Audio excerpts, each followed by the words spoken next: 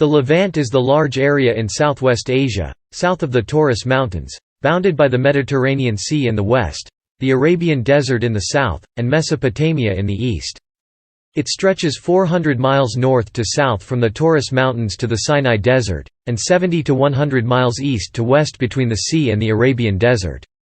The term is also sometimes used to refer to modern events or states in the region immediately bordering the eastern Mediterranean Sea: Cyprus, Israel, Jordan, Lebanon, Palestine, Syria and Hatay province of Turkey. The term normally does not include Anatolia, the Caucasus Mountains, Mesopotamia or any part of the Arabian Peninsula proper. The Sinai Peninsula is sometimes included, though it is more considered an intermediate, peripheral or marginal area forming a land bridge between the Levant and northern Egypt. Stone Age anatomically modern Homo sapiens are demonstrated at the area of Mount Carmel in modern-day Israel during the Middle Paleolithic dating from c. 90,000 BC. These migrants out of Africa seem to have been unsuccessful, and by c. 60,000 BC in the Levant, Neanderthal groups seem to have benefited from the worsening climate and replaced Homo sapiens, who were possibly confined once more to Africa. A second move out of Africa is demonstrated by the Boker Taktit Upper Paleolithic culture, from 52,000 to 50,000 BC, with humans at Qasar Akil 25 level being modern humans. This culture bears close resemblance to the Bedouin Aurignacian culture of Iran, and the later Sabellian I Egyptian culture of c. 50,000 BC. Stephen Oppenheimer suggests that this reflects a movement of modern human groups back into North Africa at this time. It would appear this sets the date by which Homo sapiens Upper Paleolithic cultures begin replacing Neanderthal Levallo-Mousterian, and by c. 40,000 BC Palestine was occupied by the Levanto-Aurignacian Amarian culture, lasting from 39,000 to 24,000 BC. This culture was quite successful, spreading as the Antolian culture, as far as southern Anatolia, with the Atlaton culture. After the late glacial maxima, a new Epipaleolithic culture appears in southern Palestine. The appearance of the Kebaran culture, of microlithic type, implies a significant rupture in the cultural continuity of Levantine Upper Paleolithic. The Kebaran culture, with its use of microliths, is associated with the use of the bow and arrow and the domestication of the dog. Extending from 18 to 500 BC, the Kebaran culture shows clear connections to the earlier microlithic cultures using the bow and arrow, and using grinding stones to harvest wild grains, that developed from the c. 24,000 c. 17,000 BC Hafan culture of Egypt, that came from the still earlier Assyrian tradition of the Sahara. Some linguists see this as the earliest arrival of Nostratic languages in the Middle East. Kebaran culture was quite successful, and was ancestral to the later Natufian culture, which extended throughout the whole of the Levantine region. These people pioneered the first sedentary settlements, and may have supported themselves from fishing and the harvest of wild grains plentiful in the region at that time. As of July 2018, the oldest remains of bread were discovered c. 12,400 BC at the archaeological site Shubaika I, once home of the Natufian hunter-gatherers, roughly 4,000 years before the advent of agriculture. Natufian culture also demonstrates the earliest domestication of the dog, and the assistance of this animal in hunting and guarding human settlements may have contributed to the successful spread of this culture. In the northern Syrian, eastern Anatolian region of the Levant, Natufian culture at Kayonu and Murabet developed the first fully agricultural culture with the addition of wild grains, later being supplemented with domesticated sheep and goats, which were probably domesticated first by the Zarzian culture of northern Iraq and Iran. By 8500–7500 BC, the pre-Pottery Neolithic A culture developed out of the earlier local tradition of Natufian in southern Palestine, dwelling in roundhouses, and building the first defensive site at Tel es Sultan. This was replaced in 7500 BC by pre-Pottery Neolithic B, dwelling in square houses, coming from northern Syria and the Euphrates Bend. During the period of 8500–7500 BC, another hunter-gatherer group, showing clear affinities with the cultures of Egypt, was in Sinai. This Harifian culture may have adopted the use of pottery from the Isnan culture and Helwan culture of Egypt, and subsequently fused with elements from the PPNB culture during the climatic crisis of 6000 BC to form what Juris Zarins calls the Syro-Arabian pastoral techno-complex, which saw the spread of the first nomadic pastoralists in the ancient Near East. These extended southwards along the Red Sea coast and penetrating the Arabian bifacial cultures, which became progressively more Neolithic and pastoral, and extending north and eastwards, to lay the foundations for the tent-dwelling Martu and Akkadian peoples of Mesopotamia. In the Amuk Valley of Syria, PPNB culture seems to have survived, influencing further cultural developments further south. Nomadic elements fused with PPNB to form the Minhata culture and Yarmakian culture, which were to spread southwards, beginning the development of the classic mixed farming Mediterranean culture, and from 5600 BC were associated with the Ghasulian culture of the region, the first Chalcolithic culture of the Levant. This period also witnessed the development of megalithic structures, which continued into the Bronze Age. Kish Civilization. The Kish Civilization or Kish tradition is a time period corresponding to the early East Semitic era in Mesopotamia and the Levant. Coined by Ignace Gelb, the epic began in the early 4th millennium BC. The tradition encompasses the sites of Ebla and Mari in the Levant, Nagar in the north, and the Proto-Akkadian sites of Abu Salabik and Kish in central Mesopotamia, which constituted the Uri region as it was known to the Sumerians.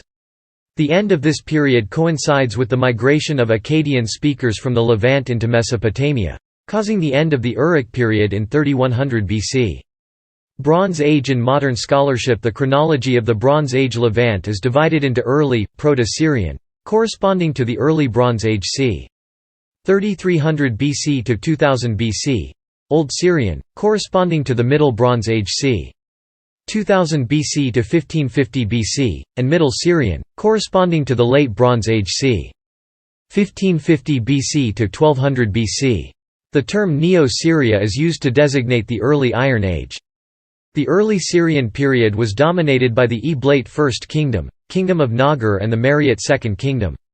The Akkadian Empire conquered large areas of the Levant, but collapsed due to the 4.2 kiloyear event circa 2200 BC. This event prompted movement of populations from Upper Mesopotamia to the northern Levant. The Akkadians were followed by the Amorite kingdoms in the Old Syrian period ca. 2000 to 1600 BC, which arose in Mari, Yamkad and Katna.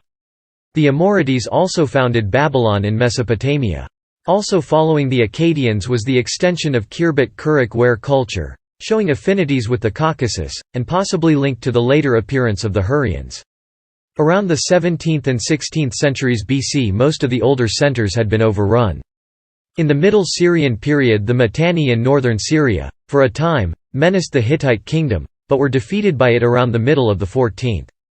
The Semitic Hyksos used the new technologies to occupy Egypt, but were expelled, leaving the empire of the New Kingdom to develop in their wake. Around the beginning of the New Kingdom period, Egypt exerted rule over much of the Levant.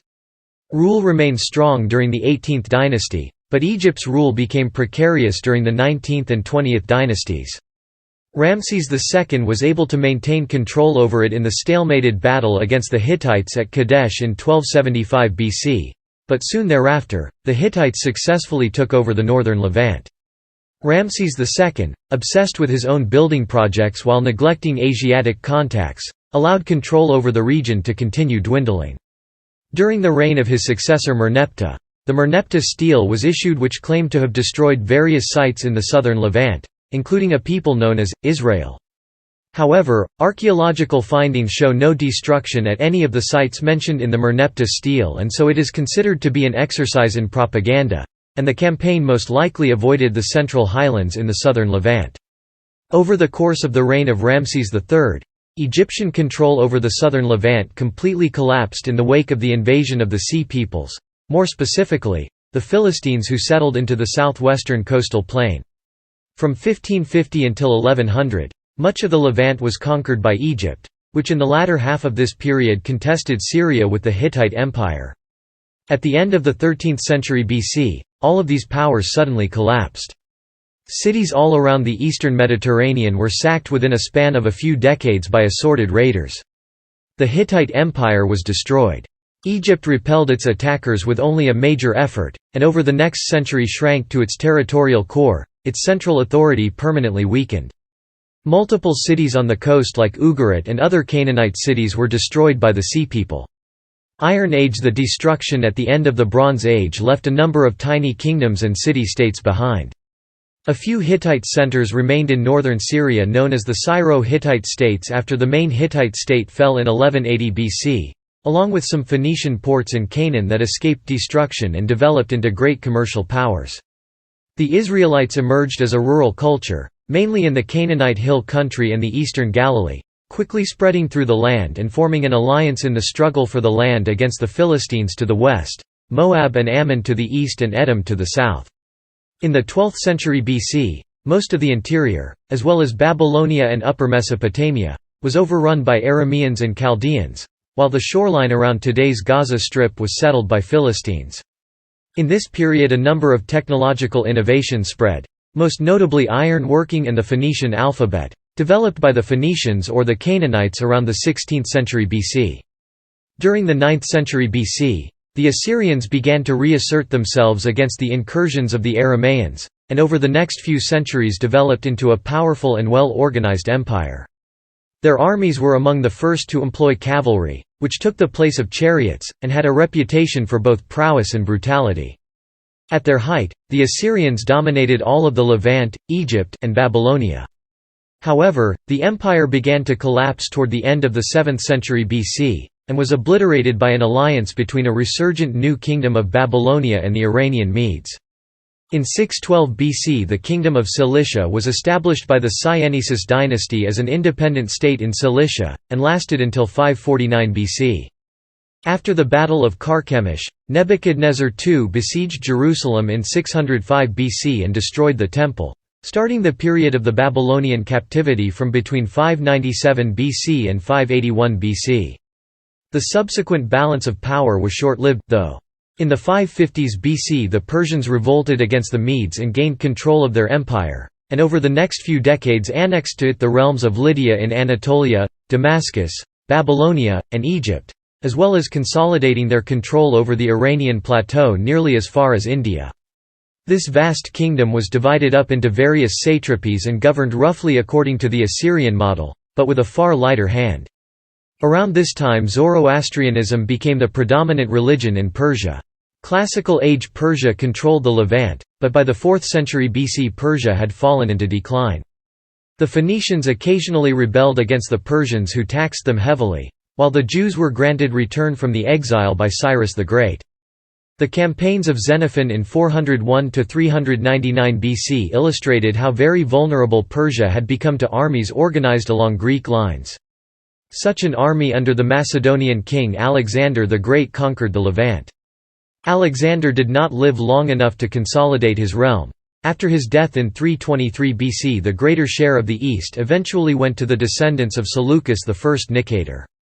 This period saw great innovations in mathematics, science, architecture, and the like, and Greeks founded cities throughout the east, some of which grew to be the world's first major metropolises. Hellenistic culture did not, however, reach very far into the countryside. In addition, the Seleucids brought in many Greeks from mainland Greece to populate more than 30 cities founded by Alexander in the Levant. The Seleucids adopted a pro-Western stance that alienated both the powerful eastern satraps and many Greeks who had migrated to the east. During the 2nd century BC, Greek culture lost ground in the Levant, and the Seleucid Empire began to break apart. The Seleucid decline continued, and the Roman Republic overran the Seleucid heartland in 65 BC. Judea, which had become independent under the Hasmonean dynasty, was annexed by Rome in 63 BC and became Judea province. The period became notable for when the Jewish population was expelled from Jerusalem after the destruction of the Second Temple c. 70 AD and dispersed all over the Old World. The kingdoms of Osroene and Commagene dominated parts of the northern Levant in the 1st century BC to 1st century AD as buffer kingdoms between the Seleucids, Romans and Parthians. The 1st to 2nd centuries also saw the emergence of a plethora of religions and philosophical schools. Philosophical schools emerged under famous philosophers at the time, most notably Neoplatonism under Iamblichus and Porphyry, Neopythagoreanism under Apollonius of Tyana and Numenius of Apamea, and Hellenic Judaism under Philo of Alexandria. Christianity emerged as a sect of Judaism and finally as an independent religion by the mid-2nd century. Gnosticism also took hold in the region. A Persian dynasty, the Sassanids, periodically clashed with Rome, and later with the Byzantine Empire. In 391 the Byzantine era began with the permanent division of the Roman Empire into eastern and western halves. Byzantine control over many parts of the Levant lasted until 636, when Arab armies conquered the area and it became a part of the Rashidun Caliphate. The Byzantines reached a low point under Phokas, with the Sassanids occupying the whole of the eastern Mediterranean. In 610, though, Heraclius took the throne in Constantinople and began a successful counterattack, expelling the Persians and invading Media and Assyria. Unable to stop his advance, the Sasanian king Khosrau II was assassinated and the Sassanid Empire fell into anarchy. Weakened by their quarrels, neither the Byzantines nor the Sassanids could deal with the onslaught of the Arabs, newly unified under the banners of Islam and keen to expand their area of control. By 650 Arab forces had conquered all of Persia, Syria, and Egypt.